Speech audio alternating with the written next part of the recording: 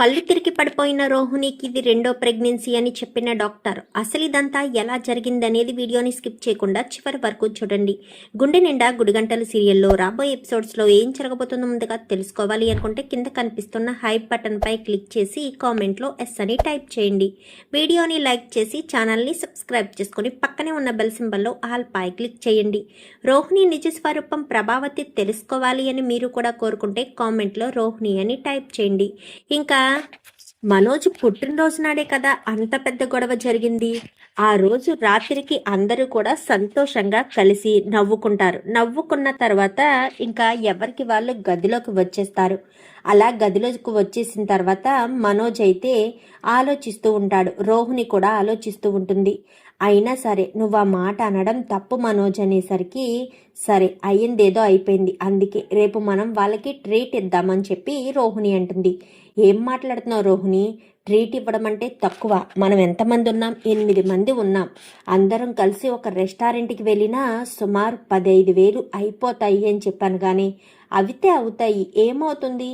నీ బర్త్డేకి మంచి ట్రీట్ ఇచ్చినట్టు ఉంటుంది కదా అనగాని ఇప్పుడు అంత ఖర్చు అవసరమా? అవసరమే మనోజ్. నువ్వు పుట్టినరోజు చేసుకున్నావు, కేక్ కూడా తీసుకొచ్చి రవి ఇస్తే అందులో చిన్న ముక్క కూడా రవికి పెట్టలేదు.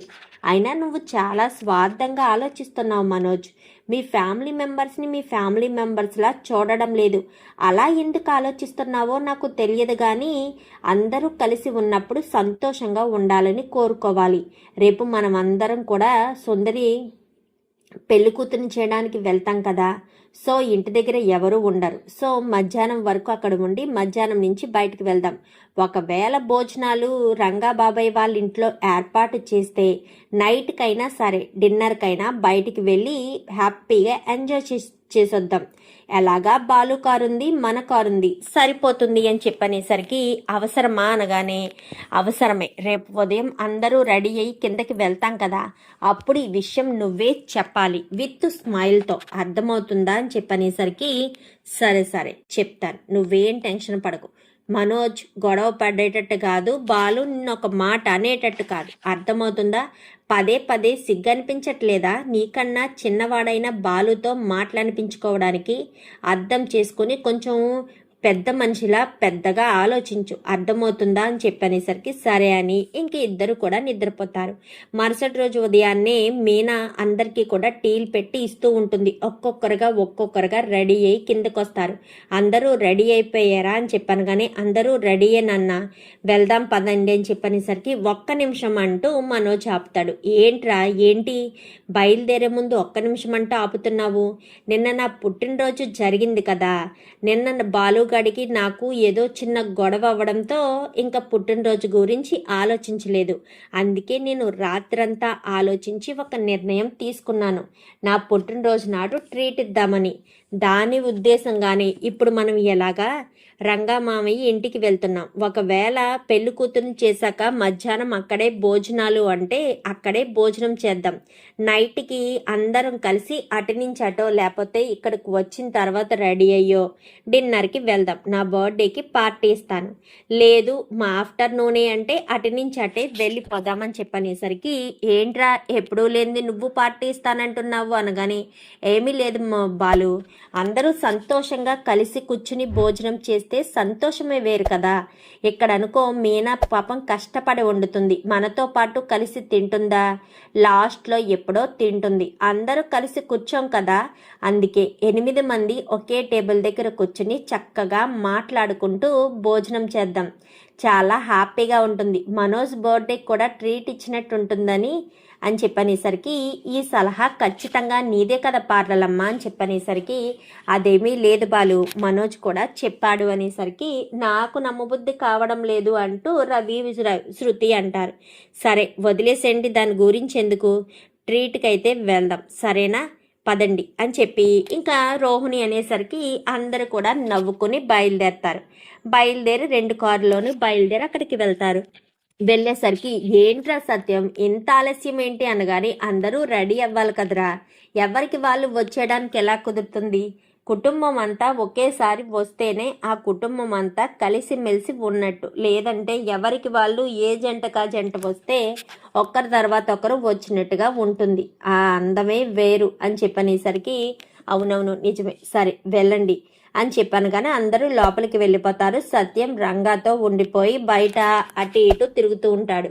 బాలు అయితే ఏంటి మామ హడావుడిగా ఉంది ఏంటి, అన్నీ వచ్చేసాయి అనగాని అన్నీ వచ్చేసాయి అల్లుడు, మీనా కూడా పంపించిన మనుషులు ఇక్కడ డెకరేట్ కూడా చేసేసారు అనగానే చాలా బాగా చేశారు అనగానే మీనా పంపించిన వాళ్ళు కదా బాగానే చేస్తారు మామ, ఇంతకీ మీనా ఏది అనేసరికి వస్తుంది కొంతసేపటికి టీలు పట్టుకుని అందరికీ వస్తుంది అనగానే ఒక్క క్షణం కూడా మీనా ఖాళీగా ఉండదురా సత్యం అనేసరికి మీనా ఖాళీగా ఎందుకుంటుంది చెప్పు, అందరూ సంతోషంగా ఉండాలి, అందులో నేనుండాలి, నాకు కొంచెమైనా వాళ్ళతో కలిసి ఉండే మాట్లాడే అవకాశం ఉండాలని కోరుకునే మనిషి మీనా.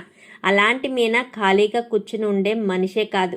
కాఫీ వస్తుంది చూడు ఒక 10 నిమిషాల్లో మామయ్య అని చెప్పనేసరికి అలాగే బాలు అన్నట్టుగానే 10 నిమిషాల్లో టీ పట్టుకుని తీసుకుని వస్తుంది మీనా.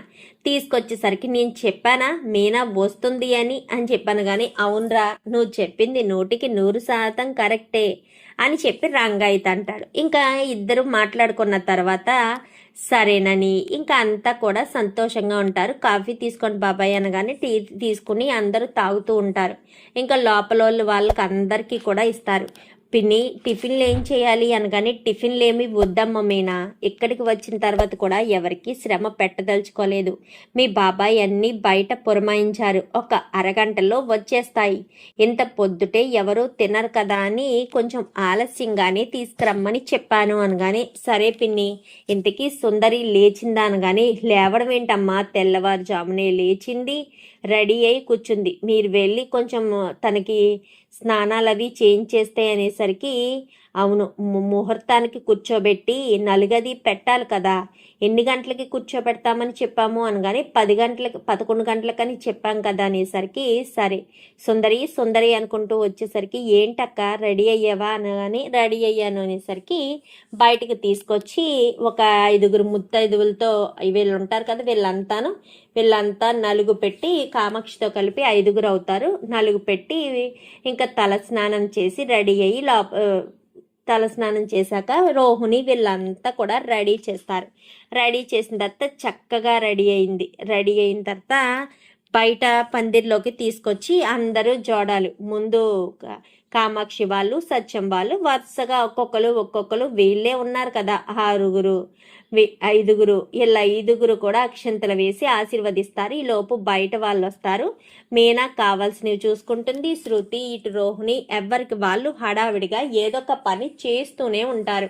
ఇంకా అలా మధ్యాహ్నానికి అయిపోతుంది. రే సత్యం భోజనాలు ఇక్కడే ఏర్పాటు చేశానురా, నువ్వు ఎటు వెళ్ళొద్దు, ఇంటికి వెళ్ళి భోజనాలు చేయడం అది ఏమీ చెయ్యొద్దు అనేసరికి ఎందుకురా శ్రమ నీకు అని చెప్పాను. కానీ శ్రమ ఏముందిరా శ్రమ, మీరు మా ఇంట్లో వాళ్ళు కాదా ఏంటి, మా ఇంట్లో వాళ్ళు వండుకోమా, మీరు మా ఇంట్లో వాళ్ళే కాబట్టి అందరికీ పురమాయించాను, మీ చెల్లు వండిన వంటకాలు నాకే కష్టం, ఇంకా మీరేం తింటారు, అందుకే బయటే పురమాయించాను, వచ్చేస్తాయి భోజనాలు కూడాను. కానీ ఎందుకురా ఇదంతా ఖర్చు అనేసరికి ఇప్పుడు కాకపోతే ఎప్పుడు ఖర్చు పెడతానురా, నాకు ఉన్నదేమన్నా పిల్లలు ఏమన్నా ఉన్నారా, అది నా తమ్ముడు కూతురు, నా కూతుర్లా చూసుకున్నాను, దాని పెళ్ళి నేను చేస్తానని చెప్పాను, దానికి కావలసిన ఖర్చు అన్నీ తెప్పించాను, బంగారం బట్టలు అన్నీ కూడా తెచ్చుకుంది, అది ఏదో పెళ్లి సంబంధం మనం చూడలేదు, పెళ్లి బాధ్యత అయినా మనకు అప్పగించింది, సంతోషపడాలి అని చెప్పనేసరికి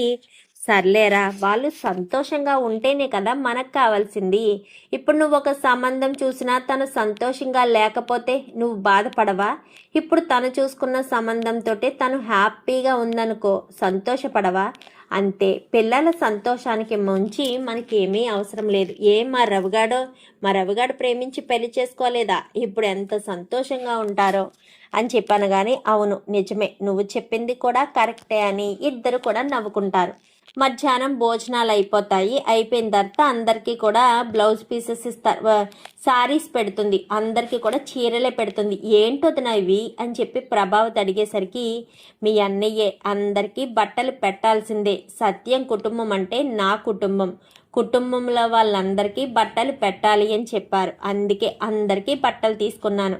అమ్మ మీనా అందరికీ కూడా ఆడవాళ్ళందరికీ కూడా పట్టు చీరలు, మగవాళ్ళందరికీ కూడా లాంచి సరాయి అన్నట్టు ఇంకా మొత్తం అందరికీ కూడా ఇస్తాడు రంగ. ఎందుకురా ఇవన్నీ ఇప్పుడు అనగానే నువ్వేం మాట్లాడకు, నువ్వన్నీ అంతే, ఇదేంటి అదేంటి అని అంటూ ఉంటావు. ఇది నా ఇంట్లో పెళ్ళి, నా ఇంట్లో పెళ్ళికి నా స్నేహితుడు కుటుంబం అంతా కూడా వచ్చి తాను సొంత వాళ్ళలా చేస్తుంటే వాళ్ళకి బట్టలు పెట్టడంలో ఏ మాత్రం తప్పు లేదు అని చెప్పి రంగ అంటాడు. ఇంకా బట్టలన్నీ తీసుకుని ఇంటికి వచ్చేస్తారు. ఇంటికి వచ్చిన తర్వాత ఈవినింగ్ 7 o'clockకి అందరూ రెడీగా ఉండాలి అని చెప్పి మనోజ్ చెప్తాడు. సరే సరే అని చెప్పి అమ్మ మీనా కొంచెం ఒక అరగంట అయ్యాక కొంచెం కాఫీ పెట్టేస్తావా అనగానే అందరికీ కావాలి మీనా అని చెప్పి శృతి అంటుంది. కావాలి కదా అని చెప్పాను కానీ కావాలనేసరికి సరే అని మీనా కాస్త కొంతసేపు వెళ్ళి అలా నడుం వాల్చుకుని అందరికీ కాఫీలు తీసుకొచ్చిస్తుంది. ఏడయ్యేటప్పటికి మనోజ్ రెడీ అవ్వమన్నాడు కదా, బాలు ఉన్నాడా అని చెప్పాను కానీ ఏదో పని ఉందని బయటికి వెళ్ళారు మామయ్య, వచ్చేస్తారు ఆ సమయానికి అని చెప్పాను కానీ సరేనని ఇంకా బాలుకి ఫోన్ చేసి మాట్లాడతాడు సత్యం. మాట్లాడేసరికి బాలు వచ్చేస్తాను అంటాడు. ఇంకా అందరూ కూడా 7 అయిపోతుంది, రెడీ అయ్యి కిందకు వస్తారు. కిందకు వచ్చిన తర్వాత అందరూ కూడా డిన్నర్కి బయలుదేరి వెళ్తారు. డిన్నర్కి బయలుదేరి వెళ్ళి డిన్నర్ చక్కగా అందరూ కూర్చుని చాలా సంతోషంగా అయితే కూర్చుని భోజనాలు చేస్తారు. చేసిన తర్వాత ఇంటికి ఇలా రావడంతో ఎందుకో ఏంటో రోహిణి సరే గుడ్ నైట్ అని చెప్పి పైకి వెళ్తూ వెళ్తూ సడన్గా కళ్ళు తిరిగినట్టు అనిపించి ఇలా వెనక్కి బెండ్ అవుతుంది. బెండ్ అయ్యేసరికి కరెక్ట్గా అదే అక్కడ మీనా వచ్చేసరికి మీనా పట్టుకుంటుంది ఇంకా రోహిణినైతే. రోహిణి అనేసరికి ప్రభావతి వస్తుంది. ప్రభావతి వచ్చి ఏమైందే అనగానే ఏమో తెలియదు అత్తయ్య, సడన్ గా కళ్ళు తిరిగినట్టు అనిపించినట్టున్నాయి, పట్టుకోండి అనగానే ఇద్దరు కూడా పట్టుకుని సోఫా దగ్గరికి తీసుకొస్తారు. ఒరే మనోజ్ మనోజ్ అని పిలవడంతో మనోజ్ పైకి వెళ్ళిపోయిన వాడు కాస్త గబగబా కిందకొస్తాడు. ఏమైందమ్మా అనగాని అదే తెలియడం లేదురా, ముందు కార్తీ రోహిణిని హాస్పిటల్కి తీసుకువెళ్దాము, ఇప్పుడే ఫుడ్ తింది కదా, ఏదైనా ప్రాబ్లం వచ్చిందేమో అని చెప్పనేసరికి ఇంకా మీనా కూడా వస్తుంది. ఇంకా గబగబా తీసుకుని వెళ్తారు. తీసుకుని వెళ్ళిన తర్వాత హాస్పిటల్లో తీసుకువెళ్ళేసరికి ఇంకా తను పడుకునేసరికి తను ప్రెగ్నెంట్ అనే విషయం చెప్తారు. చెప్పడంతో స్టిచ్ మార్క్స్ అవి అన్నీ చూస్తారు. కడుపు మీద స్టిచ్ మార్క్స్ ఉంటాయి కదా, సో చూసేసరికి ఇంతకుముందు నీకు డెలివరీ అయ్యి ఎంతకాలం అయిందమ్మా అని చెప్పి అడుగుతారు. అడిగేసరికి డాక్టర్ అది అనగానే చెప్పమ్మా ముందు బాబా పాప ఎప్పుడు పుట్టారు, ఎన్ని సంవత్సరాలు అయింది అనేసరికి డాక్టర్ ప్లీజ్ డాక్టర్ నాకు ఇంతకుముందు పిల్లలు ఉన్నారన్న విషయం చెప్పొద్దు అని చెప్పనేసరికి ఏం మాట్లాడుతున్నావమ్మా, నీకు ఇంతకుముందు పిల్లలున్నారని చెప్పకపోవడం ఏంటి, నువ్వు మాట్లాడేది ఏమైనా అర్థం ఉందా అనగానే అంటే నాకు పెళ్ళయిందన్న విషయం దాచిపెట్టే నేను పెళ్లి చేసుకున్నాను అనేసరికి ఏంటి నీకేమన్నా పిచ్చి పట్టిందా, పెళ్ళైన విషయం దాచిపెట్టి పెళ్లి చేసుకున్నాను అనడం ఏంటి, అయినా నీ భర్తకు నీ స్టమక్ మీద చూస్తే స్టిచ్ మార్క్స్ ఇవన్నీ కనిపిస్తాయి కదా, అవి చూసిన తర్వాత అయినా నీకు ఆల్రెడీ డెలివరీ అయి ఉంటుంది అని మీ ఆయన ఊహించలేకపోయాడా అని చెప్పి మాట్లాడి ఇంకా డాక్టర్ అయితే వార్నింగ్ ఇస్తుంది. వార్నింగ్ ఇచ్చేసరికి ఇంకా బయటకు వస్తుంది. బయటికి రావడంతో ఏమైంది డాక్టర్ ఏం జరిగింది అనగానే అది అనేసరికి పర్వాలేదు అనగానే తను ప్రెగ్నెంట్ అయింది, అయినా ఇది తనకు సెకండ్ ప్రెగ్నెన్సీ అనేసరికి ఏం మాట్లాడుతున్నారు డాక్టర్, తనకి ఇది సెకండ్ ప్రెగ్నెన్సీ ఏంటి, తనకు పెళ్ళయ్యి 8 ఏళ్ళు మాత్రమే కదా అయింది, 1 year మాత్రమే కదా అయింది, మరి సెకండ్ ప్రెగ్నెన్సీ అని అంటారేంటి, మీరు ఏమంటున్నారో నాకేం అర్థం కావట్లేదు అని మాట్లాడడంతో అవునండి మీరు ఎప్పుడు తనని గమనించలేదా, తన కడుపు మీద స్టిచ్ మార్క్స్ ఉన్నాయి కదా, ప్రెగ్నెంట్గా ఉండి తన కడుపు పెద్దగా సాగినప్పుడు తర్వాత డెలివరీ అయిన తర్వాత ఆ స్టిచ్ మార్క్స్ అలానే ఉంటాయి, అవన్నీ క్లియర్గా కనిపిస్తున్నాయి కదా, మీరు తనని సెకండ్ ప్రెగ్నెన్సీ అని ఎందుకు అనుకోవడం లేదు, పైగా ఆ అమ్మాయి చెప్పిందేంటి పెళ్ళయింది అని చెప్తుంది, కానీ తనకు ముందే పెళ్ళయిందన్న విషయం మీకు తెలీదు అని చెప్తుంది. నాకు ఇలాంటి అబద్ధాలు చెప్పడం అస్సలు నచ్చదు. నాకు ఇలా అబద్ధాలు చెప్పడం నచ్చదు. ఉన్నది ఉన్నట్టు చెప్తున్నాను అనేసరికి ఒక్కసారిగా ప్రభావతి షాక్ అయిపోతుంది. ఏంటి డాక్టర్ మీరు చెప్పేది అనగానే, ఆల్రెడీ తనకు డెలివరీ అయింది, ఇది సెకండ్ ప్రెగ్నెన్సీ. అది ఎన్ని సంవత్సరాలు అయిందనేది నాకైతే ఐడియా లేదు. సుమారు 5-6 సంవత్సరాల పైనే కావచ్చు అని మాత్రం క్లియర్గా చెప్పగలను అని చెప్పి డాక్టర్ అయితే చెప్పడంతో ఇంకా రోహిణి మీద పిచ్చ కోపం వస్తుంది ప్రభావతికి. అయితే అక్కడే చెంప పగలగొట్టేస్తుంది. నీకు ముందే పెళ్ళయ్యి ఒక బిడ్డ ఉన్నాడన్న విషయం ఎందుకు దాచిపెట్టావు? అంటే మమ్మల్ని మోసం చేశావా? మా కుటుంబాన్ని మోసం చేశావా అంటూ ప్రభావతి ఆ చెంప ఈ చెంప వాయుగొట్టి ఇంటికి వచ్చేస్తుంది. ఇంటికి వచ్చేసేసరికి మీనా కూడా అక్కడే ఉంది కదా, మీనాకి కూడా ఈ విషయం తెలిసిపోతుంది. ఇంకా ఇంటికి వచ్చిన తర్వాత అందరూ కూడా ఏమైంది ప్రభా, ఏం జరిగింది కోడలికి అనగానే, ఏం జరగలేదు మావయ్య, తను కడుపుతో ఉంది అనేసరికి, కడుపుతో ఉంటే ప్రభావతి ఎందుకంత కోపంగా ఉంది అనగానే, రోహిణికి ఆల్రెడీ పెళ్ళయిందంట మామయ్య, ఇది సెకండ్ ప్రెగ్నెన్సీ అంట, మొదటి డెలివరీ అయ్యి 5-6 సంవత్సరాలు అవుతుంది అని డాక్టర్ చెప్పారు అనేసరికి ఒక్కసారిగా సత్యం షాక్ అయిపోతాడు. ఏంటమ్మా మీనా ఏమంటున్నావు అనగానే, అవును నేను ఎప్పుడో అనుకున్నాను, రోహిణిని చూస్తే రెండోసారి పెళ్ళైనట్టే కనిపిస్తూ ఉంది అని చెప్పి శృతి అంటుంది. ఏంటి శృతి నువ్వు చెప్పేది అనగానే, నాకు ఒక్కొక్కరిని చూస్తే ఒక్కోలా అనిపిస్తుంది, ఎందుకులే మళ్ళీ నేను ఏమైనా అంటే నా మీద గొడవ పడతారు అని సైలెంట్గా ఊరుకున్నాను. అమ్మ రోహిణి ఇన్ని అబద్ధాలు ఇన్ని మోసాలు చేసిందా? ఇంత దారుణంగా చేసిందా?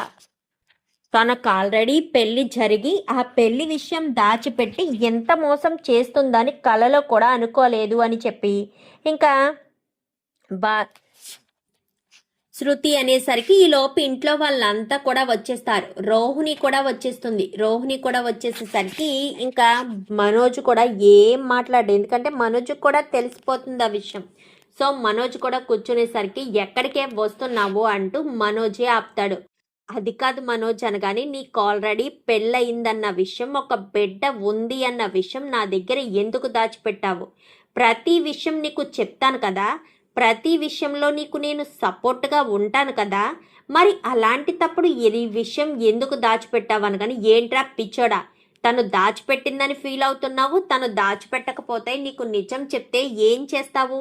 నువ్వు తనని సంతోషంగా స్వీకరించేవాడువా అనగానే, అది కాదమ్మా నాకొక మాట అయినా చెప్పాలి కదా అనగాని, ఏం చెప్పాలరా, ఏం చెప్పాలి నీకు ఒక మాట అయినాను? తను మాట చెప్పలేదని ఫీల్ అయిపోతున్నావా ఏంటి అనేసరికి, అది కాదమ్మా నేను ఒక్కసారి చెప్పేది నా మాట వినొచ్చు కదా, అయినా మనకింత పెద్ద అబద్ధం చెప్పాల్సిన అవసరం ఏముంది? చెప్తుందిరా, పెళ్లి చేసుకోవాలి కదా, నీలాంటి వాడిని పెళ్లి చేసుకుని ఇంటి కోడలుగా రావడం కోసం ఎన్నైనా అబద్ధాలు చెప్తుంది, ఎంతైనా మోసం చేస్తుంది, దీన్ని ఒక్క క్షణం కూడా ఇంట్లో ఉంచను దీన్ని అంటూ చెంప పగలగొట్టి, పదవే బయటికి, నువ్వు నా ఇంటి కోడలుగా ఉండడానికి వీల్లేదు, నువ్వు ఒక్క క్షణం కూడా ఇక్కడ ఉండడానికి వీల్లేదు, పద బయటికి అంటూ మెడపట్టి బయటకు గెంటేస్తుంది ఇంకా రోహిణినైతే. అది కాదత్తయ్య, ఒక్కసారి నా మాట వినండి అత్తయ్య అంటూ ఎంత చెప్తున్నా వినిపించుకోకుండా ఇంకా బయటికి నెట్టేస్తుంది. రోహిణి అలానే బయటే ఉండిపోతుంది. అది కాదత్తయ్య, ఒక్కసారి తను చెప్పేది కూడా వినాలి కదా అని చెప్పి మాట్లాడుతూ ఉన్నా, తను చెప్పేది వినడం ఏంటే, నోరు మూసుకుని నువ్వు లోపలికి వెళ్ళు, అది చెప్తే నేను వినడం ఏంటి అంటూ ఇంకా ప్రభావతి మీనా మీద కూడా కేకలు వేస్తుంది. మీనా ఏం తప్పు చేసిందని అనగానే, దానికి సపోర్ట్ చేస్తే ఎవరినైనా ఎలానే అనుకుంటాను, ఎంత నమ్మానండి దాన్ని, ఎంత మోసం చేసింది అది నన్ను అంటూ ఇంకా బాలు కాస్త ప్రభావతి కాస్త చాలా సీరియస్గా అయితే మాట్లాడేసరికి ఇంకా మనోజ్ డైవర్స్ కోసం కోర్టుకు వెళ్దాం పదా అని ఇద్దరు కూడా లాయర్ దగ్గరికి వెళ్తారు. వెళ్ళేసరికి ఏంటి ప్రాబ్లం, ఎందుకు విడాకులు తీసుకోవాలనుకుంటున్నారు, తనకు ఆల్రెడీ పెళ్లి జరిగింది, ఒక బిడ్డ కూడా ఉంది, ఆ విషయాన్ని దాచిపెట్టి నన్ను నా కుటుంబాన్ని మోసం చేసింది. అలాంటి ఆడది నా కోడలుగా ఉండడానికి పనికిరాదు, నా కొడుకుకు భార్యగా ఉండడానికి నేను ఒప్పుకోను, తనకి నా కొడుకుకి విడాకులు ఇప్పించేయండి అనేసరికి మరి తనేమంటుంది అని చెప్పాను. కానీ ఎన్నో అబద్ధాలు చెప్పుకుంటూ వచ్చింది, ఇక మీదట కూడా అబద్ధాలే చెప్తుంది. మోసాలు చేయడానికి అలవాటు పడ్డ ఆడది అంతకుమించి ఏం చేస్తుంది, అందుకే కావాలని ఇలా అబద్ధాలు చెప్పుకుంటూ మోసాలు చేసుకుంటూ వచ్చింది అని చెప్పనేసరికి నేను ఏం చేయాలో అర్థం కావట్లేదు. నా కొడుకు ప్రశాంతంగా ఉండాలి, వాడు మనిషిగా ఉండలేడు, తిండి కూడా సరిగ్గా తినడం లేదు, ఎందుకంటే తన భార్యని ఎంతగానో నమ్మాడు. అలాంటి తన భార్య తనకు అబద్ధం చెప్పిందని, మోసం చేసిందని ఇదంతా చూసిన తర్వాత తను అస్సలు అర్థం చేసుకోలేకపోయాడు. అందుకే వాడు అసలు సరిగ్గా తిండి తినడం లేదు. నా కొడుకు సంతోషంగా ఉండాలి అన్నా, మళ్ళీ నా కొడుకు నాకు దక్కాలి అన్నా ఖచ్చితంగా తనకి నా కొడుకుకు విడాకులు ఇచ్చేయండి అనేసరికి ముందు దీని మీద సంతకాలు చేయండి, సాలిడ్ రీజన్ ఉంది కాబట్టి జడ్జి గారు కూడా వెనక ముందు ఆలోచించకుండానే విడాకులు ఇచ్చేస్తారు అని చెప్పనేసరికి ఇంకా వీళ్ళిద్దరిని ఫ్యామిలీ కోర్టుకి హాజరుపరిచేసరికి ఏంటి ప్రాబ్లం, ఎందుకు విడిపోవాలనుకుంటున్నారు అని చెప్పాను. కానీ మనోజ్ మొత్తం విషయం చెప్తాడు. మొత్తం విషయం చెప్పేసేసరికి ఏంటి తను మీకు ముందు పెళ్ళయింది, కొడుకు ఒక బిడ్డ ఉన్నాడు అన్న విషయం చెప్పలేదా? లేదు యువర్ ఆనర్, చెప్పకుండానే నన్ను మోసం చేసింది, కావాలని మోసం చేసింది, ఇంట్లో వాళ్ళని మోసం చేసింది. తనకిప్పుడు ప్రెగ్నెన్సీ వస్తేనే కానీ అసలు విషయం బయటపడలేదు అని చెప్పాను. కానీ ఇప్పుడు తను కడుపుతో ఉందా అని చెప్పాను. కానీ అవును, తను ఇప్పుడు ప్రెగ్నెంట్ అనేసరికి మరి ప్రెగ్నెంట్గా ఉన్న అమ్మాయిని వదిలేయకూడదు కదా, అది తప్పు కదా అని చెప్పాను. కానీ తప్పే, కరెక్టే కాదనను. మరి ఆల్రెడీ తనకు ప్రెగ్నెన్సీ వచ్చింది, తనకు ఒక బిడ్డ ఉన్నాడు, తనకు పెళ్ళయింది అన్న విషయాన్ని నా దగ్గర దాచిపెట్టడం తప్పు కదా. ఇప్పుడు జరిగిన దాని గురించి అడుగుతున్నారు, మరి నన్ను మోసం చేసిన దాని గురించి మీరు ప్రశ్నించరా యువర్ ఆనర్? నాకు మాత్రం మనసుండదా? ఇన్ని రోజులు నా భార్యను నేను ఎంతగానో నమ్మాను, నా తల్లి అంటే నాకు చాలా ఇష్టం. అలాంటి మా అమ్మ మాటను కూడా నేను పక్కన పెట్టి ఇంత మోసం చేసిన తర్వాత నేను తనతో కలిసి కాపురం చేయలేను, దయచేసి నాకు విడాకులు ఇచ్చేయండి. మా అమ్మ మాటను కాదని కూడా తనతో నేను ఎంతో సంతోషంగా ఉండి తను చెప్పిన ప్రతి మాట విన్నాను. అలాంటిది తను ఇంత మోసం చేస్తుందని కలలో కూడా అనుకోలేదు అంటూ ఇంకా మాట్లాడేసరికి సరే అని ఇక వాళ్ళిద్దరికీ విడాకులు వచ్చేస్తాయి. ప్లీజ్ మనోజ్ నువ్వంటే నాకు చాలా ఇష్టం మనోజ్ అంటూ ఎన్నో చెప్తుంది. ఎన్ని చెప్తే మాత్రం మనోజ్ మనసు బాగా గాయపడుతుంది. మనోజ్ దేనికైనా సరే రోహిణికి సపోర్ట్ చేస్తాడు. అలాంటిది రోహిణి తన దగ్గర పెళ్ళయిందన్న విషయం, ఒక బిడ్డ ఉన్నది అన్న విషయం కూడా దాచిపెట్టింది అంటే మరి ఇంత పెద్ద అబద్ధాన్ని ఎవరైనా తట్టుకోగలరా? తట్టుకోలేరు కదా. సో మనోజ్ కూడా తట్టుకోలేకే రోహిణి నుంచి విడాకులు తీసుకుని విడాకుల కాగితాలు రోహిణికి అయితే ఇచ్చేసేసరికి ఇంకా మనోజ్ వెళ్ళిపోవడంతో ఇంటికి వచ్చిన కానించి అసలు మనోజ్ మనిషిలా ఉండడు. షోరూమ్కి వెళ్తాడు, చాలా డల్గా ఉంటాడు. ఇంటికి వస్తాడు, భోజనం కూడా తినకుండానే పిలుస్తున్నా కానీ వెళ్ళిపోతాడు. ఎప్పుడు మనోజ్ మీద సెటైర్లు వేసుకుంటూ మనోజ్ని ఆట పట్టిస్తూ మనోజ్ని ఏదొకటనే బాలు కూడా మనోజ్ దీన పరిస్థితి చూసి చాలా బాధపడతాడు. నిజంగా మా అన్నయ్య ఏదో ఒకటి అంటూ ఉంటాడు, వాటికి నోటి దొరత ఎక్కువే, కానీ వాడు ఇలా బాధపడుతూ ఉంటే చూస్తూ ఉండడం నా వల్ల కాదు అని బాలు అంటాడు. ఇప్పుడు మనం మాత్రం ఏం చేయగలమండి?